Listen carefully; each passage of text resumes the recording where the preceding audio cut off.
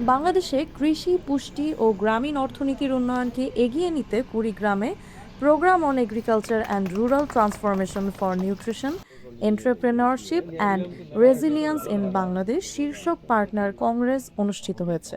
বৃহস্পতিবার সকাল 11:30টায় কৃষি সম্প্রসারণ অধিদপ্তর কুড়িগ্রাম সদরের আয়োজনে অফিসার্স ক্লাবে আয়োজিত এই কংগ্রেসে সরকারি, বেসরকারি সংস্থা, উন্নয়ন সহযোগী, গবেষক এবং মাঠ পর্যায়ের উদ্যোক্তারা অংশ নেন। অনুষ্ঠানে কুড়িগ্রাম সদর উপজেলা নির্বাহী কর্মকর্তা ইউএনও ইসমাইল হোসেন এর সভাপতিত্বে প্রধান অতিথি হিসেবে বক্তব্য রাখেন কৃষি সম্প্রসারণ অধিদপ্তর খামারবাড়ি কুড়িগ্রামের উপপরিচালক আবদুল্লাহ আল মামুন। স্বাগত বক্তব্য দেন সদর উপজেলা কৃষি অফিসার নাহিদা আফরিন।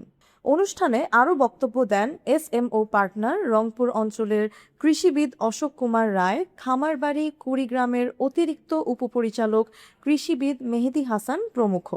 অনুষ্ঠানে দেশের কৃষি খাতকে আরও আধুনিক, পুষ্টিনির্ভর এবং জলবায়ু সহনশীল করে গড়ে তোলার ওপর গুরুত্বারোপ করা হয়।